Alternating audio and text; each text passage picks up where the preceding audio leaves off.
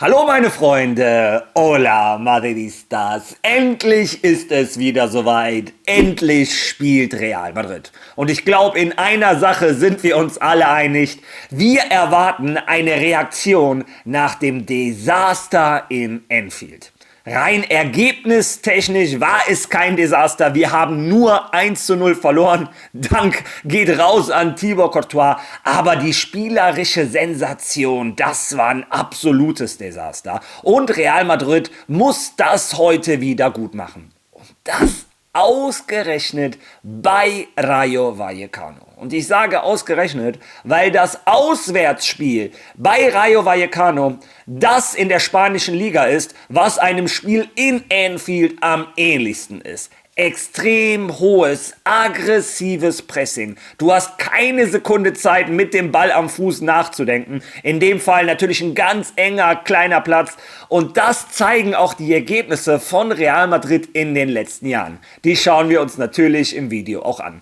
Allgemein unterhalten wir uns heute sehr viel über dieses Spiel. Wir schauen uns den Kader an, das Abschlusstraining, die erwartete Aufstellung. Am Ende mache ich natürlich auch meine Aufstellung. Aber es gibt zwei Themen, über die ich mit euch noch sprechen möchte. Und zwar Thema Nummer 1. Ist Arda Güler noch zu grün hinter den Ohren? Denn dieses Thema ist nach der Niederlage in Anfield relativ häufig aufgekommen. Was da geschrieben wird, meine Meinung dazu, reden wir natürlich in dem Video. Und zu guter Letzt unterhalten wir uns über die Goldgrube Santiago Bernabéu. Das Desasterstadion, in dem keine Konzerte gespielt werden dürfen. Real Madrid ist ruiniert. Oder doch nicht. Viel Spaß beim Video.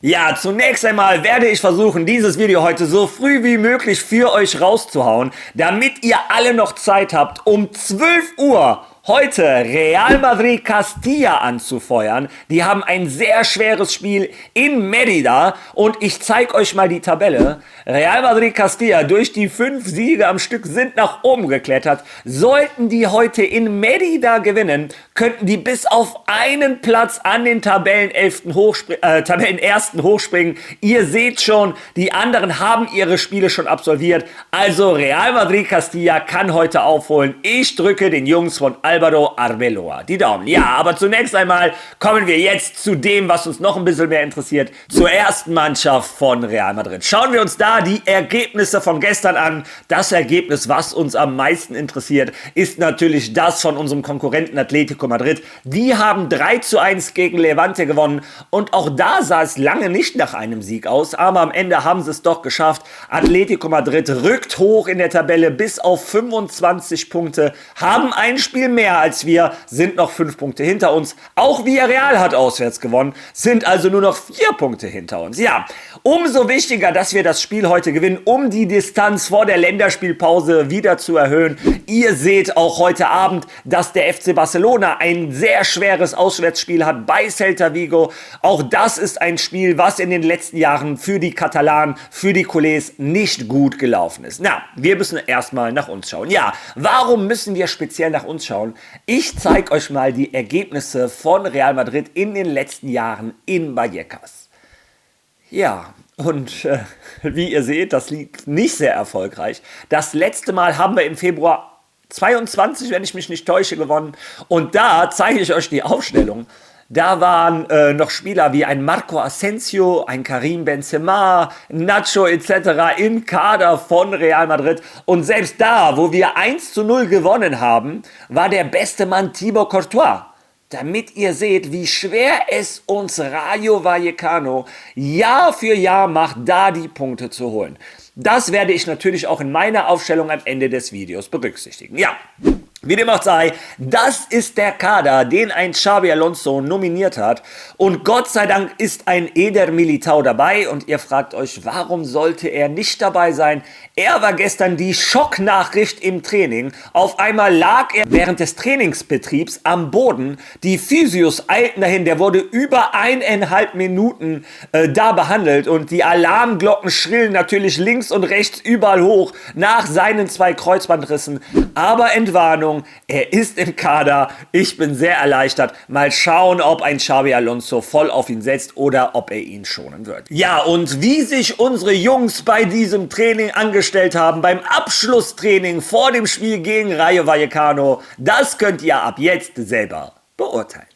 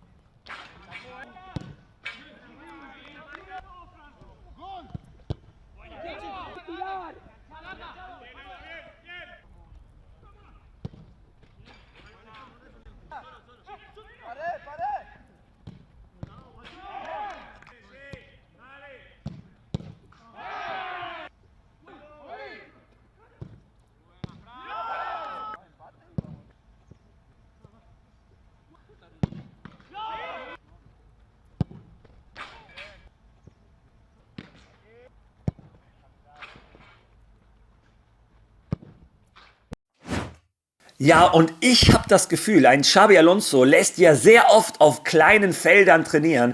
Ich glaube, das hat er gestern intensiv nochmal gemacht, weil das mehr oder weniger das ist, was uns heute um 3:45 bei Rayo Vallecano erwartet. Und übrigens, ja, ich werde natürlich ein Live-Watch-Along, eine Watch-Party machen, wie eigentlich bei allen Spielen von Real Madrid. Also so ab 4 Uhr spätestens, ich werde versuchen, so schnell wie so früh wie möglich, werde ich die Watchparty machen. Jeder von euch ist natürlich herzlich eingeladen und lasst uns dieses intensive Spiel zusammenleben und lasst uns die Daumen drücken, dass Real Madrid die 3 Punkte in Santiago Bernabéu holt. Ja, apropos Santiago Bernabéu, ich glaube, ich habe mir selber eine gute Brücke gebaut, denn das ist das nächste Thema, über das ich mit euch reden möchte. Dieses Santiago Bernabéu, das ja anscheinend ein Totalausfall war, weil die Konzerte nicht stattfinden können. Real Madrid hat Millionen und Millionen Verlust gemacht, wenn man der Presse glauben möchte, vor allem der Anti-Madrid-Presse. Ja, wie sieht die Wahrheit aus? Ihr wisst, nächste Woche ist das, wenn ich mich nicht täusche, die Jahreshauptversammlung von Real Madrid. Und da hat Real Madrid natürlich die Zahlen zeigen müssen. Real Madrid gehört ihren Mitgliedern, jedes Jahr werden die Zahlen gezeigt, aber auch die Zahlen, die nächstes Jahr erwartet werden. Der Marca hat das in einem relativ guten Artikel zusammengefasst. Schauen wir uns das zusammen einmal an.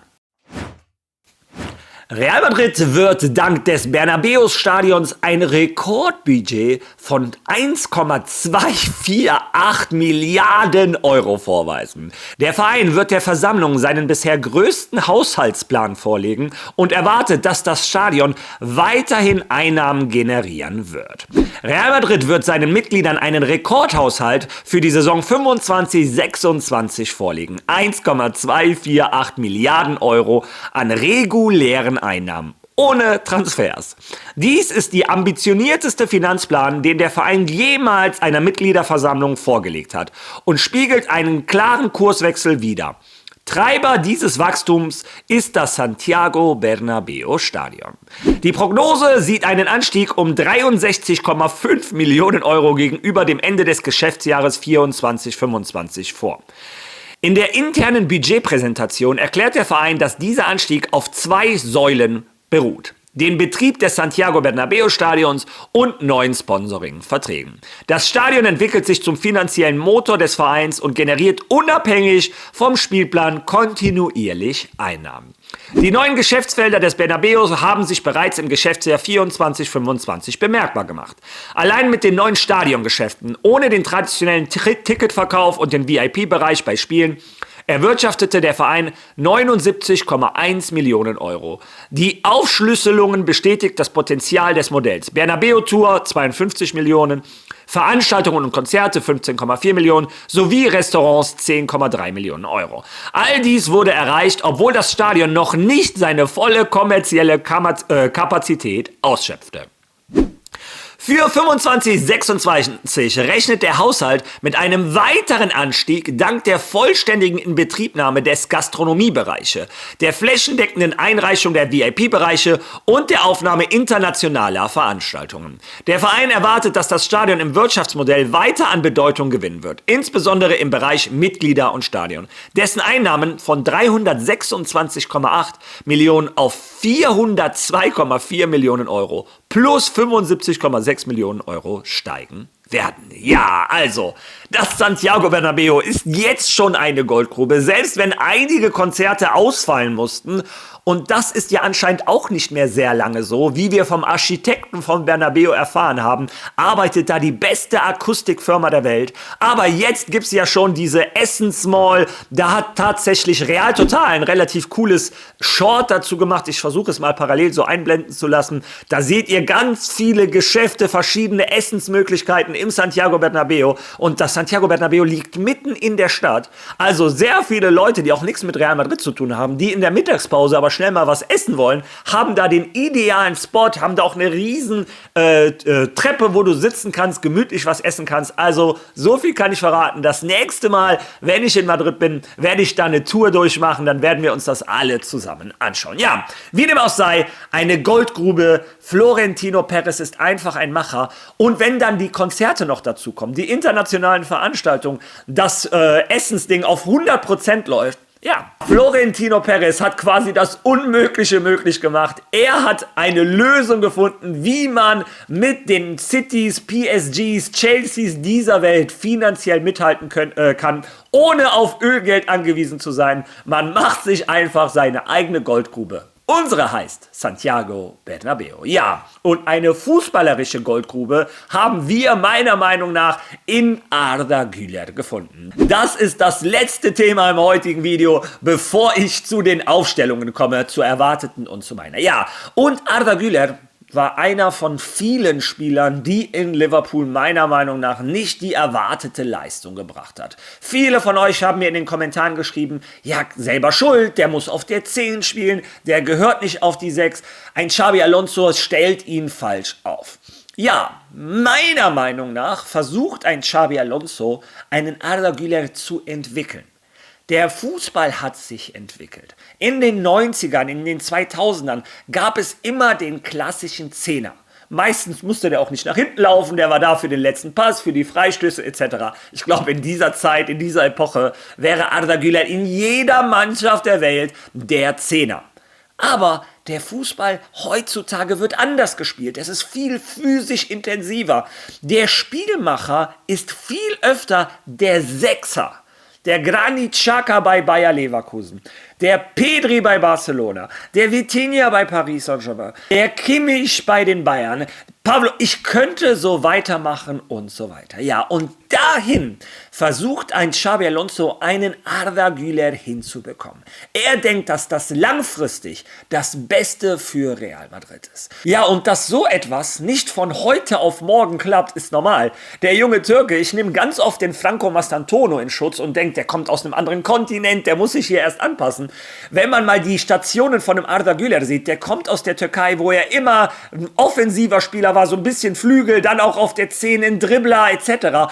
Kommt nach Madrid, spielt erstmal gar nicht, ist erstmal verletzt, findet dann eine Position bei Carlo Ancelotti als rechter Flügel, was überhaupt nicht seins ist. Ein Xabi Alonso holt ihn dann dahin, wo er gehört, ins Mittelfeld, auf der 10. Aber ein Xabi Alonso erkennt die Probleme von Real Madrid im Spielaufbau und er denkt sich, der Spieler mit dem besten Fuß in der Mannschaft ist Arda Güler. Es wäre ideal, wenn er unser Vitinha werden könnte. Ja, hierzu gibt es einen interessanten Tweet, der viral gegangen ist. Und ich würde den mit euch zusammen gerne einmal lesen. Und zwar ist dieser Tweet von Jorge Picon. Er schreibt, Anfield zeigt die Realität von Arda Güler. Real Madrid hat 2023 einen Superstar verpflichtet. Daran zweifelt niemand. Nicht einmal Xabi Alonso, der ihm seit seiner Ankunft in Valdebebas bedingungslos vertraut. Das ändert jedoch nichts an der Realität. Innerhalb des Vereins, einschließlich des Trainers selbst, herrscht die Meinung vor, dass er noch nicht bereit ist, die Mannschaft in wichtigen Spielen anzuführen. Gegen Liverpool wurde es erneut deutlich. Er war der Stärke und Schnelligkeit des gegnerischen Mittelfelds völlig unterlegen. Während er in der ersten Halbzeit 41 Ballkontakte hatte, kam er in der zweiten, bei dem er 8 Minuten weniger gespielt hat, kaum noch 22 hinzu. Er verlor 4-mal den Ball, den zweitschlechteste Statistik des Abends hinter Vinicius. Verlieren die Weißen die Kontrolle, was viel zu oft vorkommt, verschlechtert sich Ardas Lage deutlich. McAllister und Szoboszlai zeigten ihm das durchschnittliche Niveau der europäischen Elite. Es ist nicht seine Schuld. Er ist ein umgeschulter, offensiver Mittelfeldspieler, der erst seit wenigen Wochen auf seiner neuen Position spielt. Die Frage ist, ob er sich zu dem großartigen Mittelfeldspieler entwickeln kann, nachdem Real Madrid so sehnt. Ob sich die von Alonso angekündigte Investition auszahlen wird. Seine Verbesserung betrifft viele Bereiche. Kondition, Schnelligkeit, Entscheidungsfinden, Positionsspiel. Er hat eine gute Basis, muss diese aber an eine andere Rolle auf dem Spielfeld anpassen. Er durchbricht gegnerische Linien mühelos und hat eine exzellente Ballkontrolle, doch im Mittelfeld sind spielerisches Verständnis und Ruhe am Ball wichtiger. La Liga bleibt der Prüfstein, die Champions League der Gradmesser, um zu sehen, ob sich Arda zu einem Mittelfeldstrategen entwickelt. Manchester City stellt für den Türken eine neue Herausforderung dar. Bis dahin muss Arda weiterhin wachsen. Die gute Nachricht, er teilt sich die Kabine mit einem klaren Vorbild. Luka Modric teilte sich die Kabine mit einem klaren Vorbild. Ja, und hier meine Gedanken zu diesem Punkt. Erstens, es ist klar, dass ein Arda Güler diese Position erst seit wenigen Wochen spielt. Aber was mich an dem Tweet ehrlich gesagt stört, ist, dass ihm Spielintelligenz, dass er da anscheinend mehr benötigt. Und wenn ich ein Argument für Arda Güler hätte, wäre es Spielintelligenz und Ruhe am Ball. Also die zwei wichtigsten Punkte, die hat er. Und das hat er auch schon oft genug bewiesen. Mit der Türkei in den schwersten Spielen, die es für die Türkei in den letzten Jahren gab. In der EM gegen Österreich, in der EM gegen Holland. Da war der beide Male der beste Mann auf dem Platz. Und auch bei Real Madrid. Bei dem Spiel in Atletico Madrid.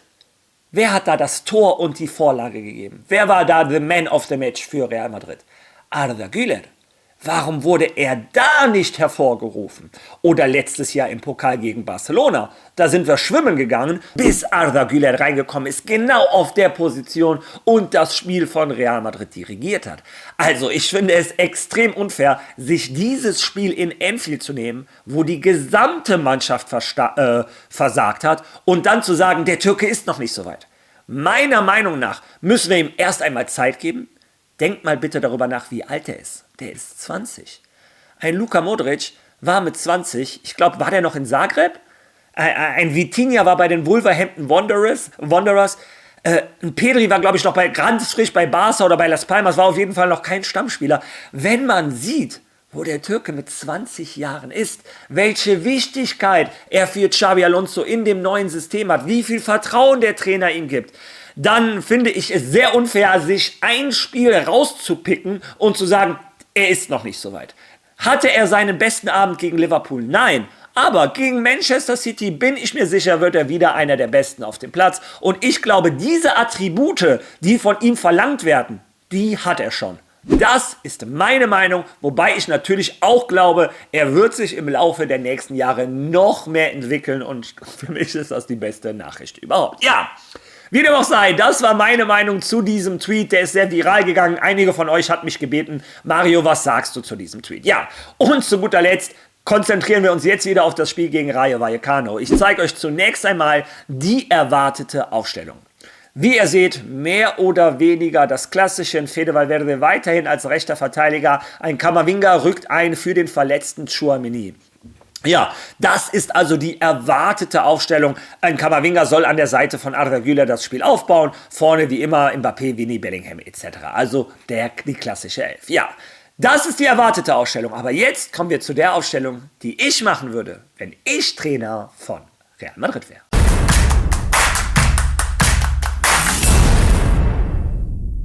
Ja, wie eben gesagt, die Spiele gegen Rayo Vallecano sind immer sehr laufintensiv. Du hast keine Zeit zum Atmen. Deshalb würde ich die Spieler aufstellen, die den sichersten Fuß haben, den sichersten Spielaufbau, die keine sinnlosen Ballverluste in der eigenen Hälfte haben, wo wir dann Rayo Vallecano stark machen. Denn wenn du eine Mannschaft wie Rayo Vallecano laufen lässt und die verfolgen Schatten, dann hast du irgendwann die Räume, um vorne die Dinger zu machen. Vor allem hat Rayo Vallecano am Donnerstag gerade noch in der Conference League gespielt, wenn ich mich nicht täusche, oder Euroleague. Tut mir leid, dass ich nicht genau weiß, wo. Aber die haben auch schon sehr viele Kilometer diese Saison gefressen. Die musst du laufen lassen. Deshalb, bei mir im Tor Thibaut Courtois. Mein rechter Verteidiger, der beste rechte Verteidiger mit dem besten Fuß der Welt, Trent Alexander-Arnold. In der Innenverteidigung Raúl Asensio und Dienhausen. Zunächst einmal ein Eden Militao Trainingsschock, aber trotzdem ein Asensio hat einen unglaublich sicheren Spielaufbau. Das gefällt mir. Und ein Dienhausen, über was rede ich da? Natürlich mit dem besten Spielaufbau überhaupt in der Welt des Fußballs. Links hinten Álvaro Carreras. Ich weiß, Fran Garcia gegen seinen Ex-Club. Kann auch sein, dass er spielt. Trotzdem glaube ich, ein Álvaro Carreras hat einen wesentlich sichereren Spielaufbau. Auf der Doppel-6 würde ich spielen mit Arda Güler und Dani Ceballos. Das sind für mich die Mittelfeldspieler mit dem sichersten Spielaufbau, wo ich auch die Ruhe am Ball, ja, wie gesagt, sehr wertschätzen würde. Meine Entscheidung. Ihr könnt mich gerne kritisieren. Vorne die drei davor wären links Vini Junior, der Unterschiedsspieler. Aber ich glaube, gegen Rayo Vallecano wird es irgendwann Räume geben. Da brauchen wir ihn. Auf der 10 Jude Bellingham. Er muss immer wieder in den 16er stoßen. Und rechts würde ich Fede Valverde spielen lassen. Er kommt gerade aus der rechten Verteidigerposition. Er kennt also die rechte Seite gut. Er kann nach vorne und nach hinten helfen. Ich würde Fede Valverde da testen. Vorne gibt es, glaube ich, erstmal keine Frage. Kylian Mbappé. Ja, das wäre meine Aufstellung für das Spiel heute gegen Rayo Vallecano. Ich hoffe, ihr erschlagt mich nicht in den Kommentaren. Lasst trotzdem eure Meinung da. Wenn ihr schon mal da seid, lasst direkt auch ein Like da, teilen, Follow. Ihr wisst, wie YouTube funktioniert. Und wir sehen uns heute ab 4 Uhr auf diesem Kanal und genießen zusammen Rayo Vallecano gegen Real Madrid. Also, niemals vergessen. ¡A la Madrid!